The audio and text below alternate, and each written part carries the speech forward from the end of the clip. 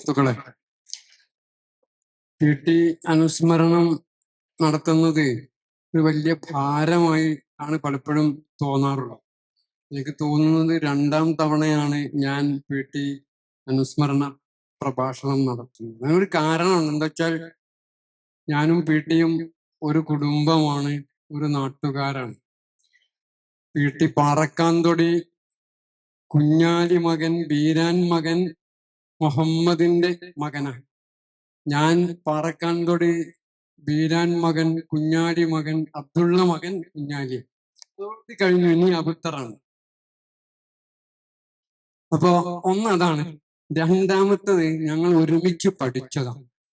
അദ്ദേഹം Pazhoor UP school കഴിഞ്ഞ് ചേന്നമംഗലൂർ ഹൈസ്കൂളിൽ 8ാം ക്ലാസ് ഞാൻ വന്നപ്പോഴാണ് റഹ്മാനെ ആദ്യമായി കാണുന്നത്. ഒരു കതിര് ഒരു മെലിഞ്ഞുറങ്ങിയ ഒരു പയ്യൻ, ആരാലും ശ്രദ്ധിക്കപ്പെടാതെ എല്ലാവരാലും സ്വാഭാവികമായും തിരസ്കരിക്കപ്പെടാനുള്ള എല്ലാവിധ ശാരീരിക ഭാവവും ഉള്ള, അത് അദ്ദേഹത്തിന്റെ മുഖത്ത് തന്നെ ഒരു ദൈന്യതയുടെ നിഴലുകൾ അങ്ങനെ വീണ് കിടപ്പുണ്ടാവും. ഏതോ ഒരു വിഷാദത്തിൽ അദ്ദേഹം മുങ്ങി നിൽക്കുന്നത് പോലെ അന്നേ ഞാൻ ശ്രദ്ധിച്ചിട്ടുണ്ട്. ഇപ്പൊ 3 വർഷം ഞങ്ങൾ ഒരുമിച്ച് പഠിച്ചതാണ് ഒരേ ക്ലാസ്സിൽ. അത് കഴിഞ്ഞ് 10ാം തരം പാസ്സായപ്പോൾ സ്വാഭാവികമായും ഞങ്ങളൊക്കെ വിചാരിച്ചത് ആ ഗ്രാമത്തിന്റെ ഇടുക്കത്തിൽ നിന്നും നഗരത്തിന്റെ വിശാലതയിലേക്ക് നീന്തി മറയാനുള്ള വളരെ ഗംഭീരമായ ഒരു ആത്മബോധം ഞങ്ങളെ തെളിച്ചു കൊണ്ടുപോകുന്ന ഒരു കാലമാണ്. പക്ഷെ ഞങ്ങളെയൊക്കെ വാപ്പമാരെ അതിന് മാസങ്ങൾക്ക് മുമ്പ് തന്നെ കേസിൽ തടവിലാക്കിയത് കൊണ്ട് ഞങ്ങൾ നഗരത്തിലേക്കുള്ള യാത്രകൾ അവസാനിപ്പിക്കേണ്ടി വന്നു. ചേന്നമംഗലൂരിൽ തന്നെ 6 വർഷം തുടരേണ്ടിയും വന്നു.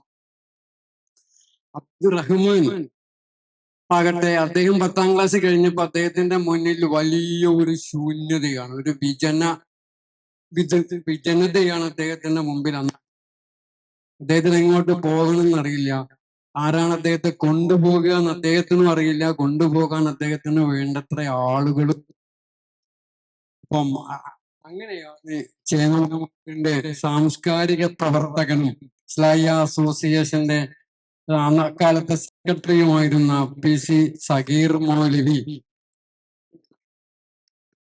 ഇവിടെ ശ്രമഫലമായും അദ്ദേഹത്തിന്റെ ഇടപെടൽ കൊണ്ടും റഹ്മാൻ അബ്ദുറഹിമാൻ, എനിക്ക് അങ്ങനെ പറയുള്ളൂ, അദ്ദേഹത്തെ ഞാൻ അബ്ദുറഹിമാൻ എന്ന് വിളിക്കും, അദ്ദേഹം എന്നെ പേര് കുഞ്ഞാലി എന്ന് വിളിക്കും. അങ്ങനെ ഞങ്ങൾ നമ്മളുടെ ഒരു ബന്ധം ഉണ്ടായിരുന്ന. അപ്പൊ അദ്ദേഹത്തെ ശാന്തപുരത്തേക്ക് പറഞ്ഞയക്കുകയാണ്. പോകുന്നതിന്റെ തലേ ദിവസം അദ്ദേഹം ചേന്നമംഗലൂരിൽ വന്നു. അദ്ദേഹം 3 വർഷം ചേന്നമംഗലൂർ അങ്ങാടിയിലും ആ പരിസരത്തൊക്കെ ഉണ്ടായിരുന്നേ. ഞങ്ങളടുത്ത് പറഞ്ഞു, ഞാൻ ശാന്തപുരത്തേക്ക് പോകുകയാണ്. അക്കാലത്ത് ചേന്നമംഗലൂർ ശാന്തപുരം തമ്മിൽ ഒരു ആരോഗ്യകരമായ ശീതവൈജ്ഞാനിക യുദ്ധം നടക്കുന്ന ഒരു കാലവുമാണ്. അവിടെയും വളരെ പ്രഗത്ഭരായ അധ്യാപകരുണ്ട്. ഞങ്ങൾ ചേന്നമംഗലൂരിൽ വന്ന് ജമാൽ മലപ്പുറം, കോയ സാഹിബ് തുടങ്ങിയ വളരെ പ്രഗത്ഭരായ അധ്യാപകരുണ്ട്.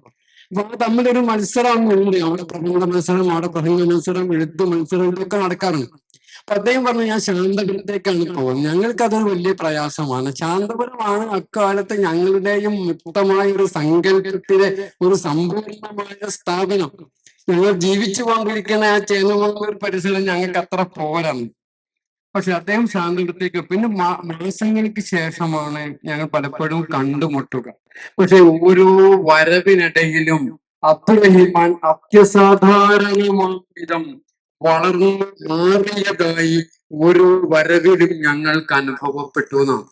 ഞാൻ നേരത്തെ പറഞ്ഞല്ലോ, ആരും ശ്രദ്ധിക്കാൻ താല്പര്യപ്പെടാത്ത ഒരു പ്രകൃതമായി വളരെ വിഷാദവാനും വളരെ അവനവനിലേക്ക് മാത്രം ഒതുങ്ങി നിൽക്കുകയും ചെയ്യുന്ന ഒരു പ്രകൃതമാണ്. അതിന്റെ ഒരു സാംസ്കാരിക പശ്ചാത്തലവും കൂടെ ഉണ്ടായിരിക്കാം. അദ്ദേഹം അനാഥനായിരുന്നു എന്നുള്ളത് കൊണ്ടുകൂടിയാണത്.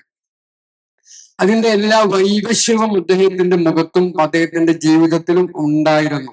ശാന്തപുരത്തെത്തിയപ്പോൾ അത് വളരെ പെട്ടെന്ന് തന്നെ അത് പ്രസാദ ദീപ്തമായി തുടർന്നു വന്നു എന്നുള്ളത് വളരെ അതിശയത്തോടും അത്ഭുതത്തോടും കൂടി ഞങ്ങൾ പലപ്പോഴും നോക്കി നിന്നിട്ടുണ്ട്. 2-3 കൊല്ലം കഴിഞ്ഞ് ഒരു ദിവസം വന്നപ്പോ അബ്ദുറഹിമാന്റെ കയ്യിൽ വലിയ 1-2 പുസ്തകങ്ങളുണ്ട്. അത് ശാന്തപുരത്തിറക്കിയ കയ്യെഴുത്തു മാസികയുടെ പതിപ്പുകളാണ്. ഈ കയ്യെഴുത്തു മാസികയുടെ എഡിറ്റർ അബ്ദുറഹിമാനാണ്. PT ആകുന്ന എഡിറ്റർ. അപ്പൊ ഇവിടെ ആരുമില്ലാതിരുന്ന അബ്ദുറഹിമാൻ എത്തേണ്ട ഒരു ശാന്തപുരത്തെത്തിയപ്പം അത്ഭുതകരമായ വികാസവും വളർച്ചയും നേടി ഒരു എഴുത്തുകാരനോ സാംസ്കാരിക പ്രവർത്തകനോ കവിയോ തർജ്ജമ പരിഭാഷകനോ ഒക്കെയായി മെല്ലെ മെല്ലെ മാറി വരികയാണ്. അതിന്റെ ആ പരിണാമ ദശയാണ് ആ പുസ്തകം അദ്ദേഹത്തിന്റെ കക്ഷത്ത് നിന്ന് ഞങ്ങൾ ഇസ്ലാമിയ കോളേജിന്റെ ആ ചേനമൂന്നൂർ അങ്ങാടിക്കുള്ള ആ നീണ്ട ബിൽഡിങ്ങിന്റെ അകത്ത് പോയി വളരെ കൗതുകത്തോടു കൂടി ഞങ്ങൾ അത് നോക്കിയിരുന്നു. അതിന്റെ പേര് അബ്ദുറഹിമാൻ, PT അബ്ദുറഹിമാൻ എന്നാണ് അതിന് ആ എഡിറ്ററുടെ പേര്. ഇത് കണ്ട് ഞങ്ങളും ഇസ്ലാമിയ കോളേജിൽ ഞങ്ങളുടെ വക ഒരു കയ്യെഴുത്തു മാസിക തുടങ്ങി. കാക്ക ഏകാദശി നോറ്റുമാതിരി എന്ന് പറയാറുണ്ടല്ലോ.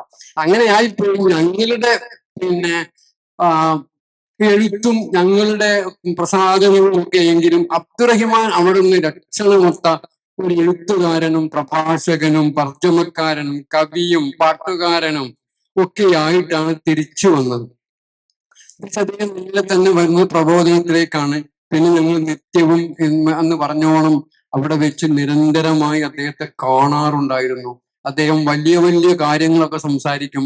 അദ്ദേഹം വലിയ വലിയ ആളുകളെ പറ്റിയൊക്കെ സംസാരിക്കും.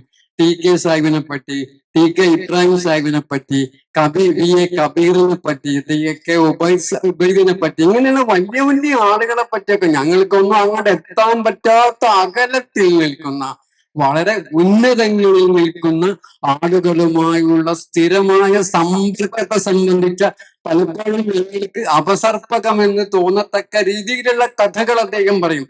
അത് വളരെ ശാന്തനായും ഒട്ടുമേ ചമൽക്കാരമില്ലാതെയും അദ്ദേഹത്തിന്റെ മനസ്സിൽ തട്ടിയതുപോലുള്ള വർത്തമാനങ്ങളാണ് പറയുക. ഇവിടേക്കൊന്നും ഞങ്ങൾക്കൊന്നും എത്താൻ പറ്റുന്നില്ല. അതിന്റെ ഒരു ചെറിയ അസൂയയും ഒരു കുശുമ്പും അക്കാലത്ത് അദ്ദേഹത്തിന്റെ സഹപാഠികളായി ചേന്നമംഗലൂരിൽ തടവിലാക്കപ്പെട്ട ഞങ്ങളുടെ സംഘത്തിന് തോന്നുകയും ചെയ്തു. അത് പലപ്പോഴും അത് നീരസമായി ഞങ്ങൾ അബ്ദുറഹിമാനോട് പറയുകയും. അപ്പൊ അദ്ദേഹം പറഞ്ഞു, നിങ്ങൾക്കൊക്കെ കഴിയുന്നത് കൊണ്ട് ചോറ് തിന്നാമൊക്കെ കഴിയുന്നത് കൊണ്ട് നിങ്ങൾ ചേന്നമംഗലൂരായി, എനിക്കതിന് പറ്റാത്തത് കൊണ്ടല്ലേ ഞാൻ ശാന്തപുരത്ത് എത്തിപ്പോയതാണ്. അപ്പൊ ഇതാണ് അവിടെ എത്താൻ കാരണമായ ഒരു നിമിത്തത്തെ അദ്ദേഹം ആ നിലയിലാണ് വ്യാഖ്യാനിച്ചത്. അത് ശരിയുമായിരുന്നു. അതിൽ നിന്നാണ് അബ്ദുറഹിമാൻ എന്ന എഴുത്തുകാരനും സാംസ്കാരിക പ്രവർത്തകനും കവിയും കഥാകൃത്തും ഒക്കെ ഉണ്ടായത് എന്നതാണ്. അപ്പൊ ഓരോ സന്ദർഭമാണ്. അദ്ദേഹം ചേന്നമംഗലൂരിൽ അന്ന് വരികയും നിത്യം പാഠങ്ങളൊക്കെ കഴിഞ്ഞ് വീട്ടിലേക്ക് തന്നെ തിരിച്ചു പോവുകയും ചെയ്തിരുന്നെങ്കിൽ അന്ന് കാണുന്ന ഇന്ന് നമ്മൾ പിൽക്കാലത്ത് നമുക്ക് ലഭ്യമായ ഒരു അബ്ദുറഹിമാനെ ലഭിക്കുമായിരുന്നില്ല. ശാന്തപുരത്തിന്റെ ആ അക്കാദമികമായ അന്തരീക്ഷവും അതിന്റെ എക്കോ സിസ്റ്റവുമായിരിക്കാം ഒരു പക്ഷേ അവിടെ താമസിച്ചു പഠിച്ച അബ്ദുറഹിമാനിലെ പ്രതിഭയെ പീലി വിടർത്തി ആടാൻ തയ്യാറാക്കിയത് എന്ന് പലപ്പോഴും ഞങ്ങൾക്ക് അങ്ങനെ അനുഭവം ഇല്ല. ഞങ്ങൾ രാവിലെ 10 മണിക്ക് കോളേജ് വരും, അത് 4 മണിക്ക് ഞങ്ങൾ പോയാൽ പിന്നെ ഞങ്ങൾക്ക് ഞങ്ങളുടേതായ ഒരു സമാന്തര ലോകം ഉണ്ടാകും. അവിടെ അക്കാദമികമായി യാതൊരു പ്രവർത്തനങ്ങളും ഉണ്ടാവുകയില്ല, വായന ഉണ്ടാവില്ല, അങ്ങനെ ഒരു കാര്യം ഉണ്ടാവില്ല. അപ്പൊ ഇതിലൂടെയാണ് PT അബ്ദുറഹിമാൻ വളർന്നു വന്നത് എന്നാണ്. അപ്പൊ അന്നേ അദ്ദേഹം പാട്ടുകൾ എഴുതുമായിരുന്നു. അന്ന് അദ്ദേഹം PT അബ്ദുറഹിമാൻ എന്ന് എഴുതുക, പേരെഴുതുക. പിന്നെയാണ് വളരെ പ്രഗത്ഭനായ മറ്റൊരു അബ്ദുറഹിമാനുമായി പാട്ടിൽ ഇദ്ദേഹത്തിന് മത്സരിക്കേണ്ടി വരുന്നു എന്ന് തോന്നിയപ്പോഴാണ് ആ PT അബ്ദുറഹിമാൻ എന്നുള്ള പേര് ഒഴിവാക്കി അദ്ദേഹം റഹ്മാൻ മുന്നൂർ എന്ന പേര് സ്വീകരിച്ചു. അത് വടകര PT ആയിരുന്നു. വീട്ടിന്റെ പാട്ടിന്റെ അതുമായി മത്സരിക്കാൻ നിൽക്കണ്ട എന്ന് അദ്ദേഹം സ്വയം തന്നെ പിന്മാറി വേറെ ഒരു പേരിൽ പ്രത്യക്ഷപ്പെട്ടത് കൂടിയാണ്. അദ്ദേഹത്തിന്റെ സഹജമായ ഒരു വിനയഭാവവും കൂടിയായിരുന്നു അത്. പിന്നീട് അദ്ദേഹത്തെ നമ്മൾ കാണുന്നത് എഴുത്തിന്റെ മേഖലയിലാണ്. പരിഭാഷയ്ക്ക് അദ്ദേഹം ഇത്ര മനോഹരമായും ലളിതമായും പരിഭാഷ ചെയ്യുന്നു. ഈ പരിഭാഷയ്ക്കുള്ള ഒരു പ്രശ്നം ഏത് ഭാഷയിൽ നിന്നാണോ ഇങ്ങോട്ട് പരിഭാഷപ്പെടുത്തുന്നത് ആ ഭാഷയിലുള്ള വൈഭവത്തെക്കാൾ കൂടുതൽ ഏത് ഭാഷയിലേക്കാണോ പരിഭാഷപ്പെടുത്തുന്നത് ആ ഭാഷയിലേക്ക് ഉണ്ടാവണം. അത് വീട്ടിലുണ്ടായിരുന്നു. മലയാള ലളിതം തുമ്പപ്പൂ പോലുള്ള മലയാള ഭാഷയിൽ അസാധാരണമായും അത്ഭുതകരമായും വളരെ പെട്ടെന്ന് തന്നെ പരിഭാഷപ്പെടുത്തി എടുക്കാനുള്ള ഒരു സിദ്ധി അദ്ദേഹം അതിനൊരു സാധകവും അബ്ദുറഹിമാനിൽ അന്നേ ഉണ്ടായിരുന്നു എന്നാണ്. അപ്പൊ ചില വാക്കുകളൊന്നും അങ്ങനെ തർജ്ജമ ചെയ്യാമേ. അച്ഛനും ബാപ്പയും എന്നുള്ളത് ഇപ്പൊ എങ്ങനെ തർജ്ജമ ചെയ്യാം മലയാളത്തിലേക്ക്? അല്ല ഇംഗ്ലീഷിലേക്ക് എങ്ങനെ തർജ്ജമ ചെയ്യാം? അച്ഛനും ബാപ്പയും എന്നുള്ളത് മലയാളത്തിലേക്ക് ഇംഗ്ലീഷിലേക്ക് അങ്ങോട്ട് തർജ്ജമ ചെയ്യാൻ നമ്മൾ കുടുങ്ങും. ഇതെല്ലാ ഭാഷയുടെ ഈ പ്രശ്നം ഉണ്ടാവും. ഈ പ്രശ്നത്തെയൊക്കെ മറികടക്കാനുള്ള തന്ത്രങ്ങളും സൂത്രവിദ്യകളും ഒക്കെ പിന്നെ വശമുണ്ടായിരുന്നു. അതൊന്നും ആരും അറിയിക്കുകയോ ഒന്നും ചെയ്യുമായിരുന്നില്ല. പാട്ടുകൾ എഴുതും, ഇഷ്ടംപോലെ അദ്ദേഹം പാട്ടുകൾ എഴുതും. പക്ഷെ ഒരു പാട്ടും അദ്ദേഹത്തിന്റെ കയ്യിൽ ഉണ്ടാവില്ല. ചിലപ്പോ എന്നെ വിളിക്കും, എന്റെ ഇങ്ങനെ ഒരു പാട്ടുണ്ടല്ലോ, അത് നിന്റെ അടുത്തുണ്ടോ എന്ന് ചോദിക്കും. അദ്ദേഹത്തിന്റെ പാട്ട് നമ്മുടെ അടുത്ത് ഉണ്ടാവില്ലത്. പാട്ടുകളും തിരഞ്ഞെടുപ്പ് ഞങ്ങൾ ഒരുപാട് യാത്രകൾ ചെയ്തിട്ടുണ്ട്. പാട്ട് കേൾക്കാനും പാട്ടിനെ പറ്റി അന്വേഷിക്കാനും പാട്ടറിയുന്ന ആളുകളുമായുള്ള സംവാദം വികസിപ്പിക്കാനും ഒക്കെ നിരന്തരം അദ്ദേഹം പോരുമായിരുന്നു. ഒരിക്കൽ ഞങ്ങളെ അരീക്കോട്ട് അവിടെ ഉണ്ട് മാപ്പിളപ്പാട്ടിലെ ഒരു വൈദഗ്ധ്യമാണ്, വളരെ വിദഗ്ധനായ ഒരു മാപ്പിളപ്പാട്ടുകാരനുണ്ട്. അബ്ദുള്ള എന്ന ആളെ പേര് നാട്ടിൽ മനുഷ്യനാണ്, ടെലഫോൺസിൽ നിന്ന് റിട്ടയർ ചെയ്ത ഒരു മനുഷ്യനാണ്. അപ്പൊ ഞാനും പേട്ടിയും കൂടിയ പേട്ടി അബ്ദുറഹ്മാൻ എന്നെ കൂട്ടിയ പോവാം. അവിടെ എത്തിയപ്പോ അപ്പൊ തന്നെ ഇദ്ദേഹം എന്ത് ചെയ്തു, രണ്ടാളെ കിട്ടിയ മൂപ്പര് പാട്ടങ്ങ് തുടങ്ങും. പിന്നെ അന്തമില്ലാത്ത പാട്ടായിരിക്കും. വീട്ടിന്റെ ആ കോലായിക്കകത്തുള്ള ഒരു ചെറിയ റൂമുണ്ട്, അത് വാതിലടച്ച് മൂപ്പരങ്ങ് തുടങ്ങും പാട്ട്. ഒരാളെ കിട്ടിയാൽ മതി, മൂപ്പരങ്ങനെ പാടും. അങ്ങനെ ഒരു ദിവസം ഞങ്ങൾ ചെന്നപ്പോ മൂപ്പര് പാടാൻ എടുത്തിരിക്കുന്നത് പുലിക്കോട്ടിൽ ഹൈദറിന്റെ മറിയക്കുട്ടിയാണ്. മറിയക്കുട്ടിക്ക് ഒരു പ്രത്യേകത ഉണ്ട്. അത് വളരെ നല്ല മനോഹരമായ ഒരു പാട്ടാണ്. പക്ഷെ അതിങ്ങനെ പാടി പാടി വരുമ്പോൾ ഒരു ഘട്ടത്തിലെത്തുമ്പം അത് വിപ്ലവലംബത്തിലേക്ക് വികസിക്കും. ശൃംഗാരത്തിന്റെ എല്ലാ രൂപങ്ങളും ആ പാട്ടിനകത്തേക്ക് അങ്ങനെ മനോഹരമായി വിന്യസിക്കുവാനുള്ള സിദ്ധിയുള്ള കവിയാണ് പുലിക്കോട്ടിൽ ഹൈദർ. അപ്പൊ ഈ പാട്ടിങ്ങനെ പാടി വരികയാണ്. അപ്പൊ അതിന്റെ ഒരു ഘട്ടം ഈ സൂഫിയാക്കളെ പറ്റി പറയില്ലേ, നമ്മളെ ശരീരത്ത് മാരിപ്പത്ത് ഹക്കീക്കത്ത് എന്നൊക്കെ പറയും പോലെ ഈ ശൃംഗാരത്തിന് ഒരുപാട് മർത്തബകളുണ്ട്. അതിൽ വിപ്രലംബം വരെ പറ്റും. അപ്പൊ വിപ്രലംബത്തിൽ എത്തിയപ്പം പീട്ടിക്കാകെ അസ്വസ്ഥനായി. പീട്ടിക്ക് ഇതൊന്നും ശരിയാവില്ല. അപ്പൊ അബ്ദുള്ളക്ക പറഞ്ഞു പീട്ടിനോട്, അബ്ദുറഹിമാൻ നീ ആ പുറത്തു പോയി അവിടെ ഇരുന്നോ, ഞാൻ ഈ കുഞ്ഞാലിക്ക് ശേഷം പാട്ടൊക്കെ പാടിക്കൊടുക്കട്ടെ. അദ്ദേഹം വളരെ അനുസരണയോടുകൂടി നേരെ പുറത്തിറങ്ങി ആ കോലായിൽ പോയി അവിടെ ഇരുന്നു. അദ്ദേഹം പ്രപഞ്ചം കാണുകയോ അല്ലെങ്കിൽ ലോകഗതികൾ നിരീക്ഷിക്കുകയോ ഒക്കെ ആയിരിക്കും. ഞങ്ങൾ അവിടെ 1-2 മണിക്കൂർ ഈ പാട്ട് പാടി അന്വയിച്ച് അതിലെ എല്ലാ ശൃംഗാര ഭാവങ്ങളെയും ആസ്വദിച്ചാണ്. അപ്പൊ അദ്ദേഹത്തിന് അതൊന്നും മനസ്സിലാവില്ല. അതിനൊരു ഘട്ടം കഴിഞ്ഞാൽ പിന്നെ മൂപ്പർക്ക് അതൊന്നും മൂപ്പർക്ക് പറ്റില്ല. അങ്ങനെ ഒരു ജീവിതത്തിൽ ഇങ്ങനെ ഒരു വിമലതയും ഒരു ഒരു ഒരു ഒരു വിശുദ്ധിയും ഒരു ശുഭ്രതയും കൊണ്ടു നടക്കുന്ന ഒരാൾക്ക് ഇങ്ങനെയുള്ള ഈ ജഡിക മോഹങ്ങളുടെ കാമനകളുടെ പിറകെ ഓടാൻ സ്വാഭാവികമായും അസാധ്യമായിരിക്കും. അതങ്ങനെ പുഷ്യരാഗത്തേരിൽ സ്വർഗയാത്ര ചെയ്യാമുണ്ടല്ലോ ഏറ്റവും പുതിയ പാട്ടിൽ ചെണ്ടുമല്ലിപ്പൂവിൽ. അപ്പൊ ഈ പുഷ്യരാഗ തേരിൽ ഒരു സ്വർഗയാത്ര ചെയ്യാം എന്നുള്ള ഭാഗം വരുമ്പോ മൂപ്പർ അവിടെ അങ്ങ് സ്റ്റോപ്പ് ആക്കും. നമ്മൾ പിന്നെയും പാടി. അപ്പൊ ഇങ്ങനെയുള്ള ജീവിതത്തിലെ വളരെ അർത്ഥവത്തായ നിയന്ത്രണങ്ങളിൽ ജീവിച്ച ഒരു മനുഷ്യൻ. അദ്ദേഹം നിരന്തരമായി എഴുതുകയും പാട്ട് പാടുകയും ഒക്കെ ചെയ്ത് എത്രയോ അട്ടിയായ പുസ്തകങ്ങൾ അദ്ദേഹത്തിൻ്റെതായി തർജ്ജമ ചെയ്തുകൊണ്ട് സ്വന്തമായി തന്നെ അദ്ദേഹം എഡിറ്റർ ആയിരുന്നു. അദ്ദേഹം എഴുതി ചെയ്ത പ്രധാനപ്പെട്ട ഒരുപാട് പുസ്തകങ്ങളും ചെറുകളും നമ്മുടെ പ്രാസ്ഥാനിക പരിസരത്ത് തന്നെ നിലനിൽക്കുന്നുണ്ട്. ഇതെല്ലാം അവസാനിപ്പിച്ച് അദ്ദേഹം വളരെ പെട്ടെന്ന് തന്നെ ഭൂമിയിൽ നിന്ന് തിരിച്ചു പോയി എന്ന ഒരു ഖേദം നമുക്ക് എല്ലാവർക്കും എപ്പോഴും തന്നെ അത് അനുഭവപ്പെടാറുണ്ടായിരുന്നു. തനിമയിലേക്ക് വരണേ എന്ന് എന്നോട് കാണുമ്പം അദ്ദേഹം പറയാറുണ്ടായിരുന്നു. പക്ഷെ തനിമയിലേക്ക് എനിക്ക് വരാൻ യോഗമായത് അബ്ദുറഹിമാൻ തിരിച്ചു പോയതിന് ശേഷമാണ് എന്നുള്ളത് വ്യക്തിപരമായ ഒരു സങ്കടമായ ഒരു ഖേദമായി എൻ്റെ മനസ്സിൽ ഇപ്പോഴും ഉണ്ട്. അദ്ദേഹം ചെയ്തു വെച്ച ഒരുപാട് പ്രവൃത്തികൾ ബാക്കിയുണ്ട്. അതിന്റെ പേരിൽ അദ്ദേഹം തീർച്ചയായും അവിടെ അനുഗ്രഹിക്കപ്പെടുകയും ജീവിതത്തിൽ അദ്ദേഹത്തിന് മോക്ഷം ലഭ്യമാവുകയും സ്വർഗപ്രവേശം സാധ്യമാവുകയും ചെയ്യും എന്ന് ഉറപ്പായും ഞങ്ങൾ വിശ്വസിക്കുന്നു. അദ്ദേഹം ജീവിച്ചൊരു ചെറിയ ഗ്രാമമുണ്ട്, അതാണ് മുന്നൂര്. അവിടെ അദ്ദേഹത്തിന്റെ ആശയത്തിനോ ഇസ്ലാമിക പ്രസ്ഥാനത്തിന്റെ സാന്നിധ്യത്തിനോ ഒന്നും വളരെയേറെ പ്രവേശനമോ സ്വാധീനമോ ഉള്ള ഒരു ദേശമേ അല്ല. ഞങ്ങളും അവരുടെ ഗ്രാമവും തമ്മിൽ നിലനിൽക്കുന്ന വൈരത്തിന്റെ അടിസ്ഥാനം ഉണ്ടെന്ന് പറയപ്പെടുന്ന വൈരത്തിന്റെ അടിസ്ഥാനം ഒരു പക്ഷേ ഈ പ്രത്യയശാസ്ത്രപരമായ കലഹം കൂടിയാണ് എന്ന് ഞാൻ വിചാരിക്കുന്നു.